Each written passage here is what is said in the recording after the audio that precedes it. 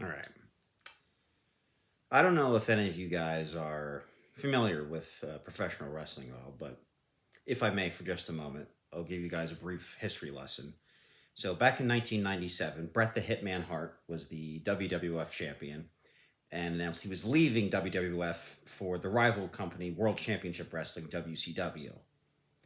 And Vince McMahon was not happy with that. So, the plan originally was in 1997 at the pay per view Survivor Series, Bret Hart was going to win against the Heartbreak Kid Shawn Michaels and leave WWF with the WWF Championship.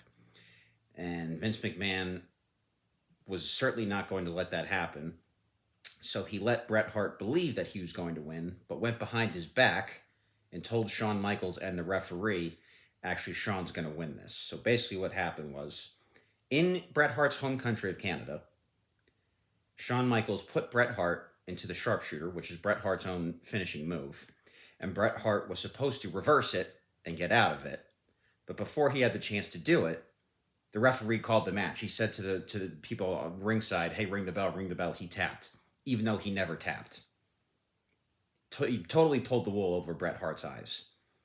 And Shawn Michaels was victorious. So from that point forward, that match today is still known as the Montreal Screwjob, which for a very, very long time was the biggest screw job in the history of sports. And that changed on Monday, October 13th, 2025. I pull up my fantasy roster, and I have three goalies, one of whom is playing at 2 o'clock. That's my third goaltender, Cam Talbot. However, he's third on my depth chart. And Sergei Bobrovsky and Thatcher Demko, who both played at night, had that green P next to their name, meaning they were the probable starter. So I was like, okay, well, all three of them are playing. So 2 o'clock comes and goes. Cam Talbot is locked on my bench. And then the day progresses. I drive to Xfinity Mobile Arena in South Philadelphia, Pennsylvania. The Flyers are playing the Panthers, and Sergei Bobrovsky all of a sudden is not playing. Nor is Thatcher Demko. So the ESPN app lied to me and said they were playing even though they didn't. So they both got zeros, and I left 9.6 points on my bench. How many points did I lose by? 7. I was screwed. So that is known as the Columbus Day screw job, which is why I'm 0-2. It's the biggest crock of bullshit in the history of fantasy sports. I'm a victim of the Columbus Day screw job. But that's fine. That's totally fine. I'll get over it. We go, 2 weeks are in the book. We're heading into week 3. We're actually already started week 3.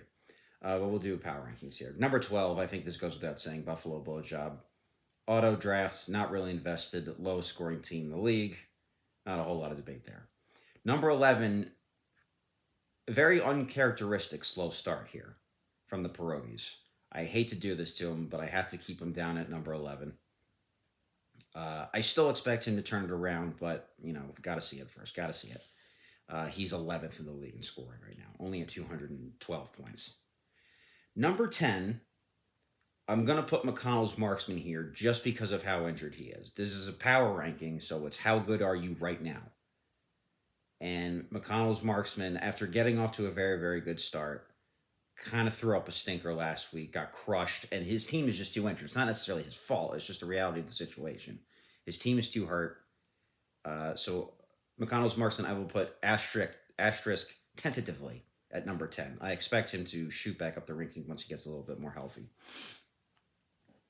Number 9, I'm bumping myself up one spot to unfinished business up to number 9.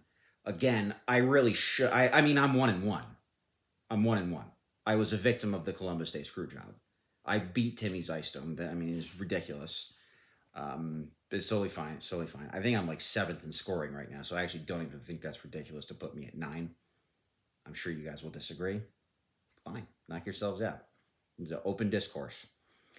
8, one spot ahead of me, Timmy Zystone. Timmy Zystone did technically win, but really shouldn't have won just because I was a victim of the Columbus Day screw job.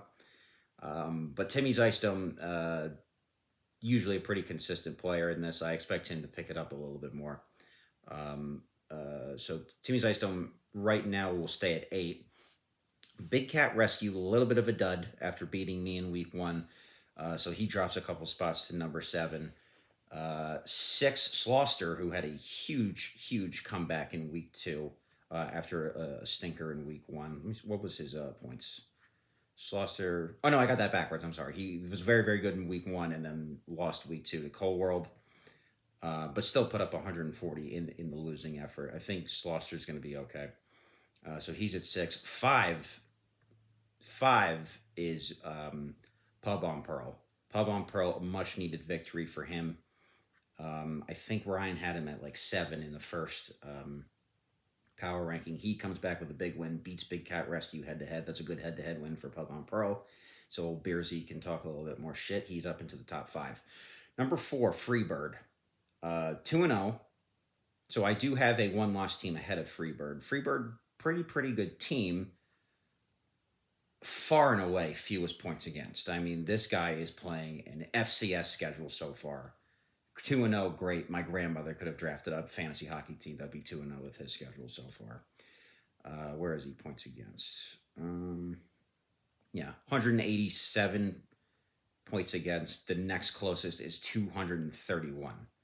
I mean, he's playing St. Mary's School for the Blind every week. This guy, he's talking all his shit, posting all his goddamn graphics. That's great, Freebird. That's totally fucking great, dude. Congratulations. 3, Super Soft Birthday Party. 3rd highest scoring team in the league.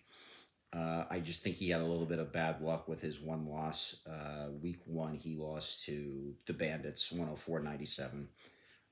But a huge response in week 2, 161 points. That was the high point in the league for this week. So I think Super Soft Birthday Party is going to be certainly a threat. Number 2, this might be the highest that he's ever been in the rankings.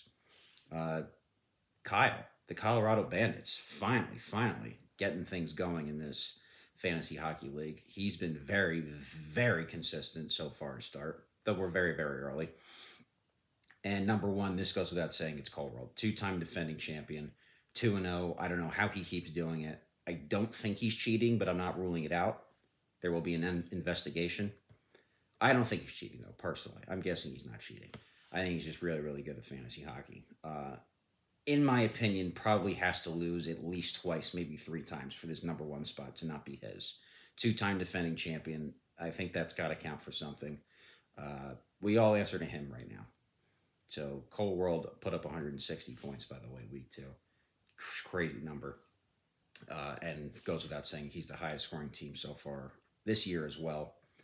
But that's that. All right, so 12, Buffalo Blowjob, 11, Pierogies, 10, McConnell's Marksman, 9, Unfinished Business because I was a victim of the Columbus Day Screwjob, 8, Timmy's Ice Dome, 7, Big Cat Rescue, 6, Slauster, 5, Pub on Pearl, 4, Freebirds, 3, Super Soft Birthday Party, 2, Colorado Bandits, and number 1, Cole World.